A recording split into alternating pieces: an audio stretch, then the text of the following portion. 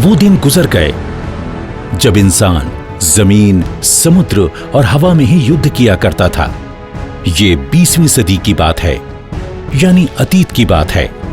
लेकिन अब ये 21वीं सदी है और ये उदय है युद्ध के चौथे आयाम का, यानी अंतरिक्ष का। ये है हमारे समय की कहानी, मिशन शक्ति। भारत की पहली एंटी सैटेलाइट मिसाइल के सफल परीक्षण की।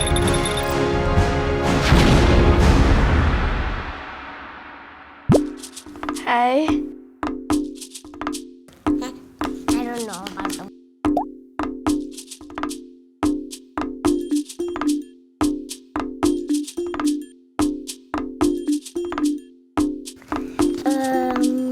ड्रोन कैमरे की मदद से किसी भी एरिया या बिल्डिंग को टारगेट किया जाता है और फिर टारगेट पर मिसाइल छोड़ा जाता है और दुश्मन पर हमले के लिए ये एकदम सही हथियार है। मिसाइल को एक मशीन की मदद से उसे पूरी ताकत के साथ छोड़ा जाता है और वो एक टारगेट की तरफ जाती है, टकराते हैं और फिर फट जाते हैं। Welcome back, and yes, we are on the big story about the massive accomplishment by India. The Prime Minister talked. भैया, क्या करने वाले हो साइंस प्रेजेंटेशन के लिए? कुछ ही समय पूर्व हमारे वैज्ञानिकों ने अंतरिक्ष में, स्पेस में 300 किलोमीटर दूर LEO, लो अर्थ ऑर्बिट में एक लाइव सैटेलाइट को मार गिराया। मिशन शक्ति से जुड़े सभी DRDO वैज्ञानिकों, अनुसंधानकर्ताओं तथा अन्य संबंधित कर्मियों को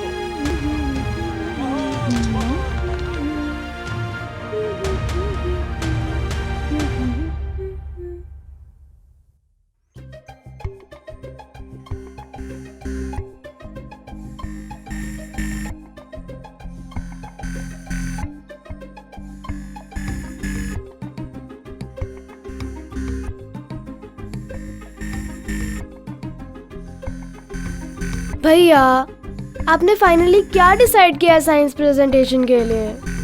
फिजिट स्पिनर कुकी। मैं इस बार एक खास टॉपिक पे प्रेजेंट कर रहा हूँ जिसने हमारे देश का नाम पूरी दुनिया में रोशन किया है। रीजन? व्हाट? भारत की पहली एंटी सैटेलाइट मिसाइल का लॉन्च। बूम। Anti satellite? ये कैसी सैटेलाइट होती है?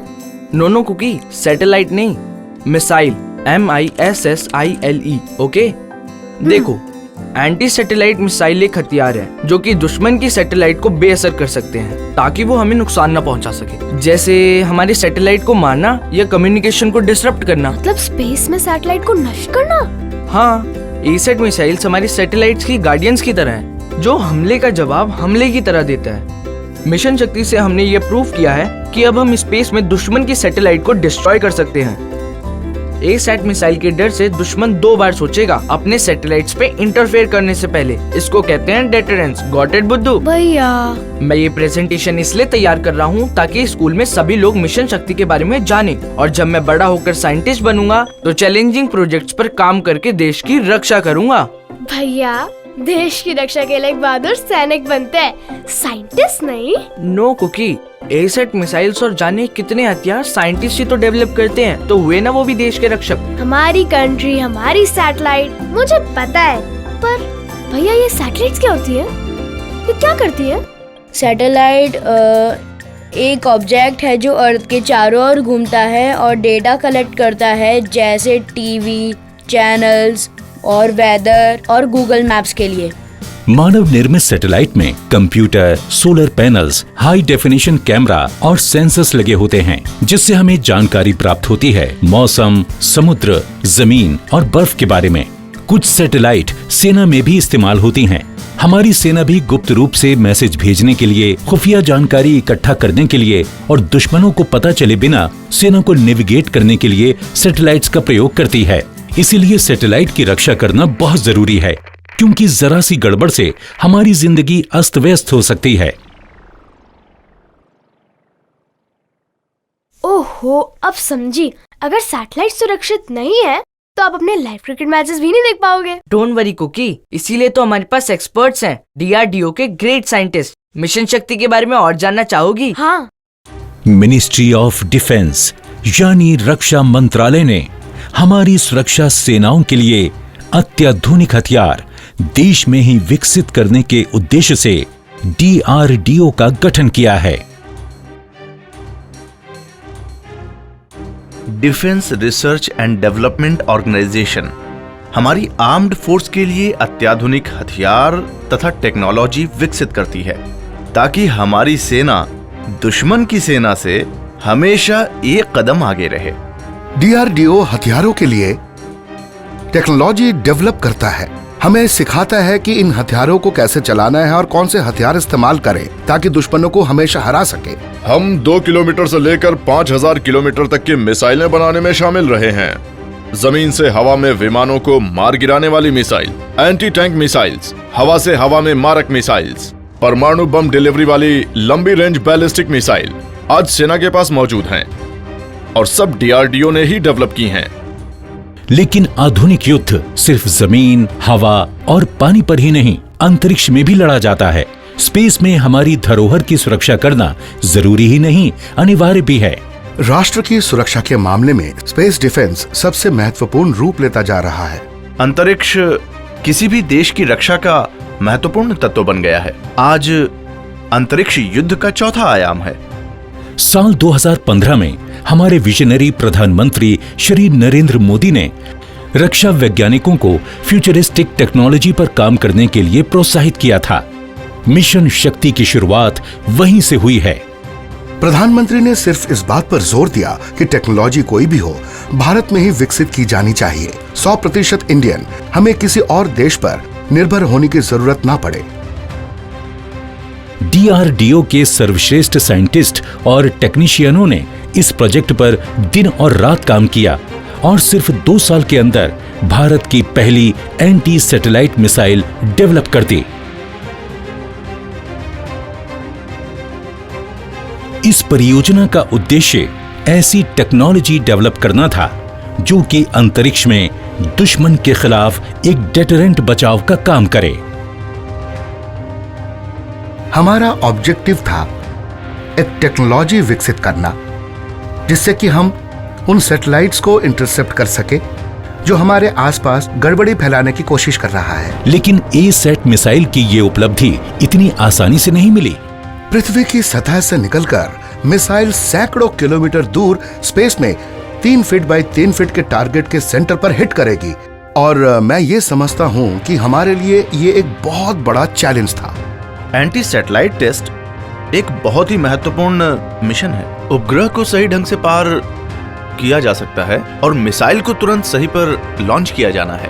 इस मिसाइल को उस उपग्रह पर जाकर हमला करना था जो लगभग 300 किलोमीटर की ऊंचाई पर है और लगभग 7.8 किलोमीटर प्रति सेकंड की गति से यात्रा कर रहा है और मिसाइल 3 किलोमीटर प्रति सेकंड से अधिक वेग के साथ यात्रा कर रही है।